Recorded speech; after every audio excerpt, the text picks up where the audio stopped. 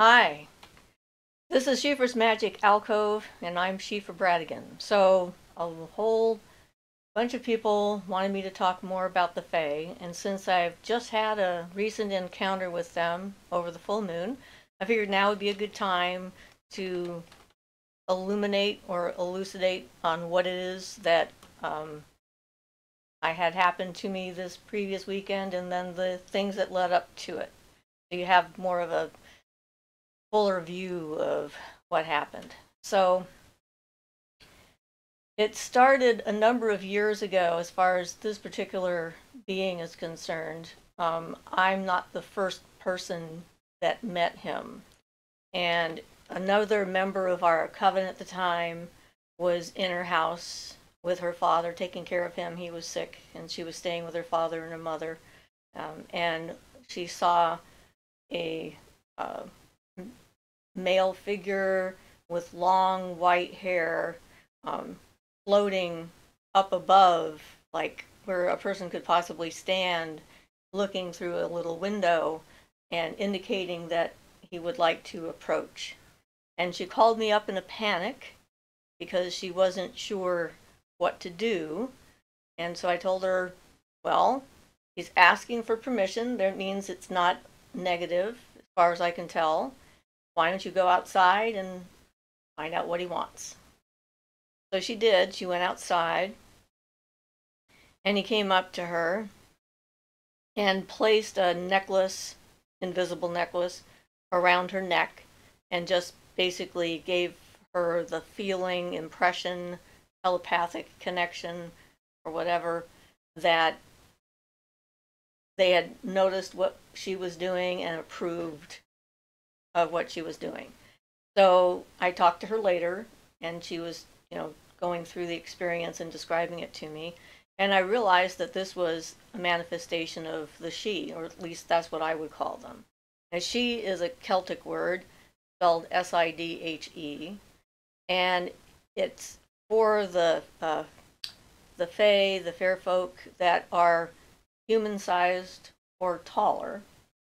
And this entity definitely fit that description as far as it's tall and slim and beautiful and so forth. So I thought that was very interesting. I had no idea that we had any in our community. I'd not thought about it. So that was my first indication that we actually had some of them here. Usually when I'm encountering nature spirits, they're the little guys. They're running around taking care of plants and or fluttering through the air or doing their thing and whatever their jobs happen to be. So this was definitely conscious, intelligent, and purposeful, I would say. So after that happened, my husband and I actually went to a cabin that we could rent that turned out to be on top of a natural power spot. It was clearly a power spot because the energy there was extremely intense, and when we're there, our abilities are like enhanced 1,000-fold. I mean, that's where I really got into sky gazing and watching, letting the air and the clouds, without clouds, just the blue sky, turn into that gray kind of popcorn sort of stuff that I've described previously, and seeing beings and so forth there. And when we were there, one evening, I mean, during the day I feel more confident because, the sun is out. It makes me feel safer. I think we all have this instinctive fear of the dark just because we can't see as far. It's sort of a, built into our bodies. And so doing it during the day, sitting in the cabin, no problem. Then I decided I should start doing it not just in the sky, but I started doing the same gazing technique on the bushes that were in front of the cabin. And when I did that and it started coming into focus, I actually saw a lot of stuff. I mean, I saw multiple different types of the Fae folk. I saw trolls. I saw like a sort of a castle building kind of thing made out of stone that was very specific and interesting. My husband saw the same thing in the same place without us telling each other about it. And it was just very, very vivid. It was just right there. I saw a woman with the most beautiful face I can ever imagine. I mean, it's hard to describe the ethereal beauty that she had. And she seemed to be like the queen of the folk that were there. There were lots of other things like that. At one point, when I was gazing, I actually saw into the past in that area, prehistoric times when there were actually dinosaurs. I saw some dinosaurs wandering through, and so that was unexpected, to say the least. So, sitting there and watching the sky one day after that, I saw this very white thing in the sky. Now, there were airplanes that came by in this place. You know, they flew overhead on a fairly regular basis. So when I first saw this extremely bright white object, I was pretty sure it must be an airplane. But it wasn't leaving. It was still there. And it started getting closer, but it still seemed the same size. And so I got my binoculars out and I looked, and it was a feather. It was a white feather that was falling. And I was like, wow. I mean, there are no birds anywhere. There's no wind. There's no storms. There's just this white feather, and it's just falling out of the sky, like from nowhere. And I watched as it fell, and it landed. I could see where it would land, not far from the cabin where we were. And I thought, huh, okay, so this seemed to be a special event, and it seemed like I should go find that feather.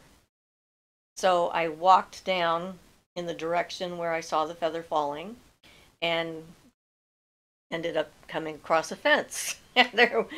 Because there were cows in the field, they put up these fences to keep them from the cabin. And, you know, I really wasn't into trying to wrestle barbed wire and climb a fence and all this other stuff. So I'm like, okay, I guess that's wrong. I'm not supposed to go find this feather. So I said, okay, fine. Then, all of a sudden, a cow came by, and the very next morning, and knocked the fence over. It was like very surprising. And the fence just went down. The cow was in with the cabins. People were chasing the cows, and we were, you know, having to help to herd the cow out of the property. But now we have a broken fence. And I'm thinking, well, I guess that means I can go look for that feather. So I went down to where I'd seen the feather fall, and I'm looking around, and I don't see a white feather. What I see instead is this black feather. And this feather is sticking straight up out of the ground, just straight up. I'd never seen a feather do that before. Maybe other people have, but that was my first time that I saw that. And I looked at that feather, and I thought, that's very interesting, because this is the white feather that fell, but it turned black when it landed.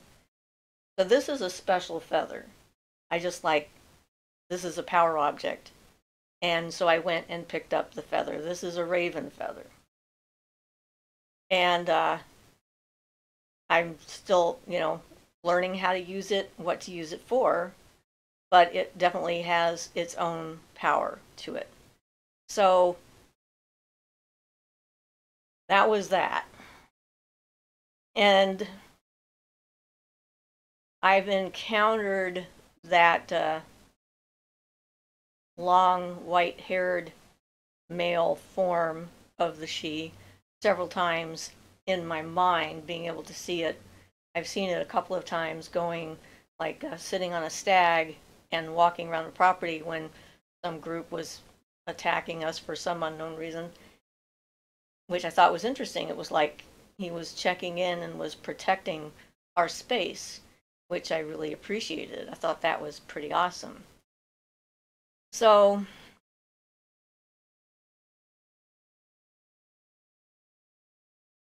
a few years after the feather or before the feather, I'm not clear on when this took place, but we went to a pagan event. Local group got one together. I think it was Lunasaw, so in August that we went. And we were in this campground in the Applegate area outside Medford, Ashland kind of community out there. It was a forest fire, so that was exciting. Fair amount of smoke, some airplanes or helicopters going back and forth carrying buckets of water at one point, which had me somewhat concerned, especially since the number of flights and the distance or the time between them kept getting shorter and shorter, which sort of meant that the fire was getting closer and closer. But it didn't get to us, so that was good. It was just kind of disconcerting. And there was a woman there who said that she was a seer. Now, there's a difference between a seer and a psychic.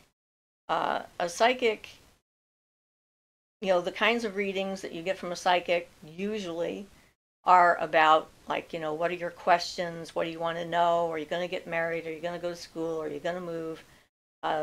Is my husband or wife cheating on me? Am I going to find that special someone? Am I going to have children? How many children am I going to have? What's my job supposed to be? What's my purpose in life? That kind of thing. And a seer isn't like that. A seer is someone who sort of gives you information about yourself that's different. It's hard to describe exactly what the difference is. But she wanted to give me a reading. Volunteered. I was camped next to her, so we got a little bit acquainted, and I saw her work, and she had been, that's the way she described it, she'd actually been ready to kill herself, and all of a sudden a god appeared in her room and told her no way, she was going to do that because they needed her, and she was going to have to start telling people what they said. So her gift was in a very wild stage, very untamed. She didn't have any control over when they came through or what they said or anything like that. She didn't channel them directly, like let them possess her, but they were often telling her, you need to tell this person blah, blah, blah, blah, blah. And then she'd go up and tell this person blah, blah, blah, blah, blah, because, they wouldn't leave her alone. And it was interesting, actually, to see her that way. So when she did her reading for me, one of the things, she said several things. One was that I was the first person that she had met who was truly a universalist. She'd met a number of people who said they were, but weren't. And she knew that that was an accurate description for my working with the gods, because they all agreed, apparently, that yes, I can work with all of them without any kind of a conflict. And one of the things that she told me was that I was going to work with the Sidhe, and that wasn't very common, but that's where things were headed. And I'm like, okay, sort of put that on the back burner and didn't really think about it too much. I just thought, how interesting, we'll see if that happens or not. So here we are. So having said that, I've had, seen this one in particular around my property from time to time. A couple of weeks ago, I started getting visitations more often. I mean, he comes into my room, and it's very specific. When he comes into my room, he brings this very bright white light with him, and it sort of really brightens up the inside of my head, which is already mostly bright anyway, so it's rather interesting. Difficult to sleep when that happens. And one night he came in and he kept putting chairs out. And he did that all night long. It's like every time I turned around or woke up a little bit, he'd be there and he'd be putting out a chair. So that seemed to me pretty much of an invitation to sit down and start a conversation. Not sure where the conversation was going to go or what was going to happen, but that he was inviting me to the table, as it were, to have a sit down. So I decided that this full moon, I would take him up on his offer and do and see what happened. So, before we get into that completely, this is my fairy wand that I've shown before, and I actually charged this up on several trips. In fact, all of my current, not all of my wands now, but all the ones I had at the time pretty much, that I brought with me on my camping trip, I took to the full solar eclipse that I was in and charged them up with that. Because, I mean, what an opportunity. Charge up a solar wand, a lunar wand, a fairy wand. I was covered in wands during the eclipse as I was screaming at the top of my lungs. And this is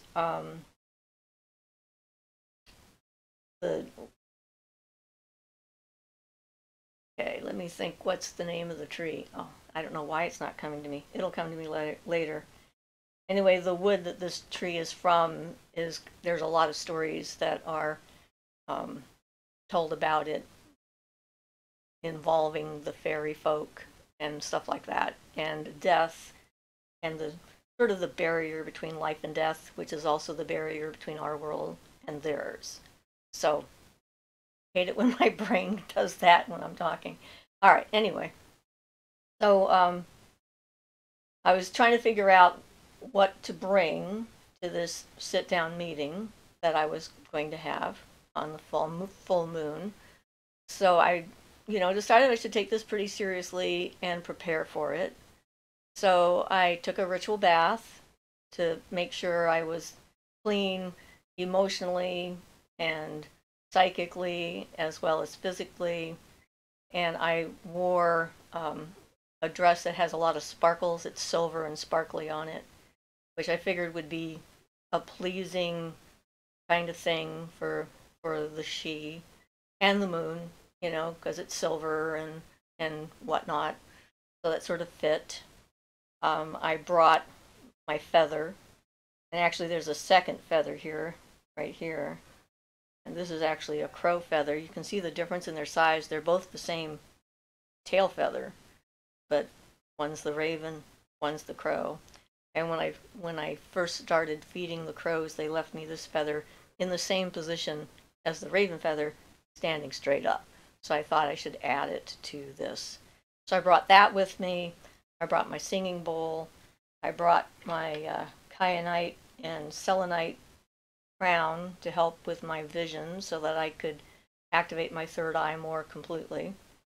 And then I discovered something interesting. I set up 3 candles, and I wanted to show you my configuration for this because this was unusual. I had this tall candle because I didn't have any proper, as it were, candle holders, so I used this vase that I picked up. And these 2 smaller candles, and I lit all 3 of them. And so as I was sitting here at this altar and lit these candles, and I gazed at the 3 candles together, they kind of really made an effect where it created a similar thing from when I was at the cabin, and the whole temple just turned into mist. It was like everything was just this sort of silvery, foggy mist, which I thought was quite interesting, and it stayed. It wasn't like I'd focus in and out, but it was there, and it just sort of stayed there. And his presence appeared in our temple right off camera from the south side of the temple, and it was very intense energetically. And I'm kind of like, I'm not sure how much of this I can take right now. I need to kind of acclimate and adjust. And really, please don't show me yourself full form physically right now because I don't know if I might freak out. And he was quite agreeable, which is always a good sign when you're dealing with a spirit and you give them a boundary and they go, no problem, you know, which means they're not trying to be heavy handed or anything like that. So I sat in here with that energy for quite some time and then thought, okay, that's probably whatever it is that's going on, that's probably enough of that for now. And then I closed everything down and went back into the house, lay down in bed, and then started getting, well, okay, back up a little bit. Before I went to sleep and went to bed, I charged up the amethyst crystal batteries that I have on my Eastern altar that I put a picture up of. And I try to do that every full moon and just get them more and more energized and connecting to more and more amethysts that are out there. And some other people participate in that. And if you do, that's great. And if you don't, that's fine too. It's just what we're doing to try and spread joy, peace, and tranquility, to make that energy available to people. So maybe they can have an easier time figuring out how to navigate through conflict and have peaceful solutions to come out of all the stuff that's going on right now. So I had done that, and then I went to bed, and I had the window open for the full moon to come in to charge up the water I put in my brass cauldron, and I was you know, when I go to bed and I close my eyes, a lot of times that's not a signal to my body that I'm going to sleep. It seems to be more often than not a signal that I'm about to see something, if we're in that right frame of mind, and I start seeing through my eyelids and I start seeing images and colors and that kind of thing. And that night I had the most brilliant colors I think I've ever seen in all the ones that I've seen, and they've gotten pretty brilliant over the last year or two that that's been happening. And the first color that I saw was like the deepest, richest purple I'd ever seen. It was just fantastic. And it just sort of, it doesn't fill my whole head. It has like, it apparently, it seems like they want me to know that it isn't just in my head. So there's an edge around it. So it's like a blob of color, but not like just all color. So there's this incredible purple, and I'm looking at this. It's just like, it's just fantastic. I just love looking at it.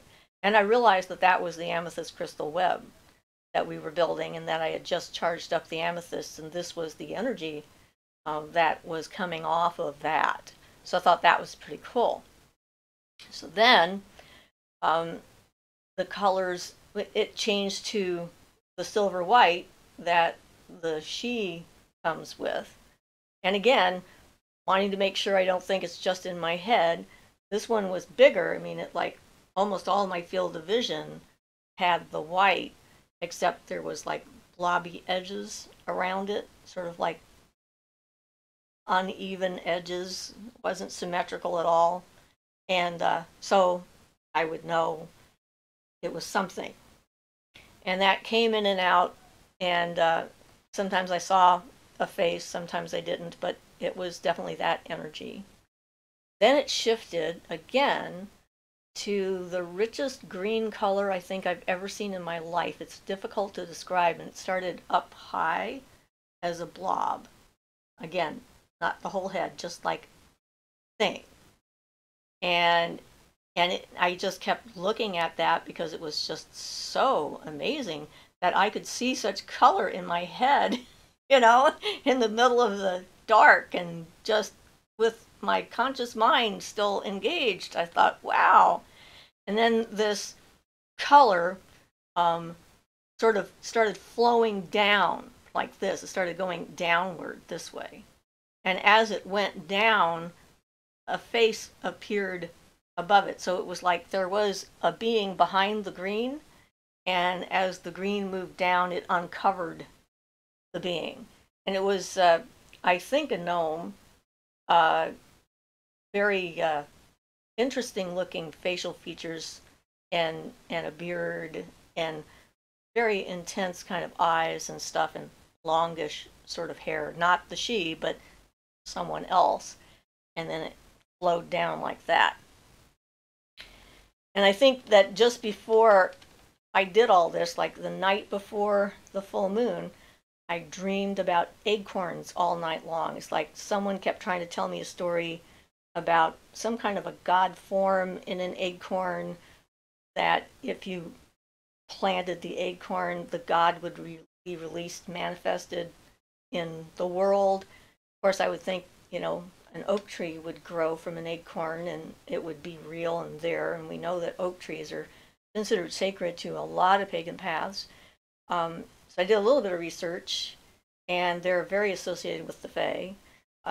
There's a lot of stories about the fairies liking to hang out and be in oak trees, and like use their caps as little hats, the top of the acorn, and using them as hats and things like that.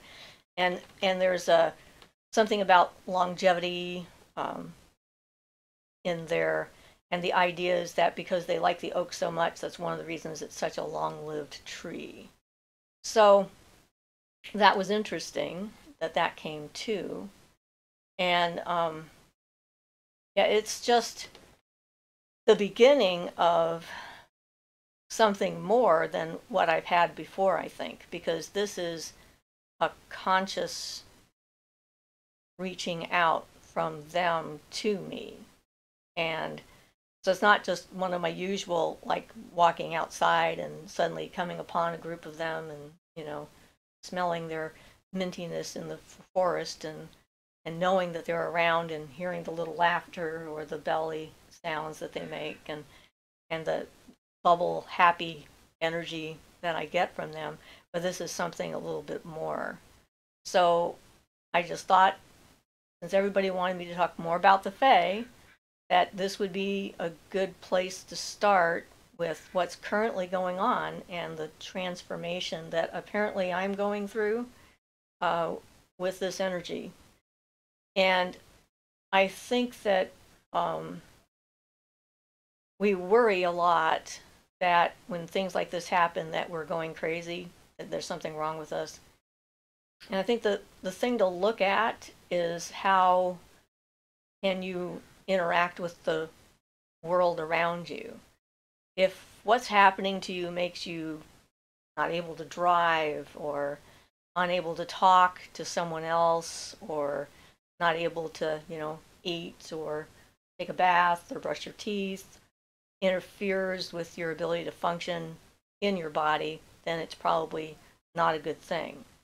So the idea is to try and be as balanced as possible with everything that you do. And that way, when something extraordinary happens, you have sort of a foundation from which to build that. And I've had some pretty remarkable experiences. I've told you about some of them, and when they happen, they're kind of like, there they are. But I don't think I'm crazy. Maybe that's a sign that I'm crazy, because I don't think I am. Who knows? But yeah, it's intriguing, and I'm trying not to read up too much about it. Oh, yeah, there was another dream I had after this again, and just had this last night, actually, so I think I'm in a series of things like this. I dreamt that someone had a bone in Ireland that had my name on it. And they had bought this bone or planted this bone. It seemed like it was a rock at first, but then I knew it was part of my body. And so, and I do have Irish roots, and my ancestors are from Ireland. That could be what that is talking about.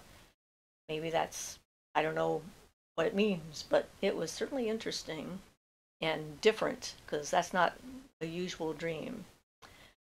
So for what it's worth, I think the thing to get from this is that we are the ones who stand in sort of in the way of our own experiences more than anything else. And when we get still and quiet and we allow things to happen, that's when magic happens. and being able to sort of put aside our skepticism while it's taking place.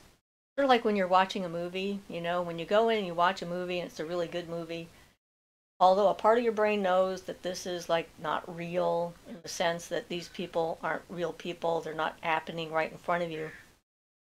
You suspend disbelief while you're watching it if it's that engaging kind of a film, and it becomes a part of your emotional makeup after that. The really good ones can actually affect you and change you sometimes for life. But even just in the moment, you become a part of that and incorporate that and feel that and feel with the characters and so forth. And I think that magic is something like that as well. When you're doing it, it's important to suspend that disbelief and believe in what's happening and believe in your experience of what's happening. And then later you can, look at it and kind of use critical thinking. If everyone experienced the same thing, you're either having a wonderful mass hallucination or it's happening and it's real. I mean, certain people are going to try and dismiss anything that happens to them as something unimportant, or and telling other people about it is tricky and sometimes difficult or dangerous, because if you tell someone about an incredibly personal, important magical experience that you've had and they're dismissive, they think you're crazy or stupid, or they scoff at it, or they, just kind of thing, it can damage that thread of relationship that you're building with the magic. And I think that is really the reason for silence. I think that's what they're getting at when they talk about silence being important. Apparently my neighbors are learning how to work on their lawn. And so I don't think it means that you can never tell anyone. I think you just have to be circumspect with who you share this information with. And hopefully this has been a helpful experience I'm going through right now that you can use to inspire yourself wherever you are and wherever you live.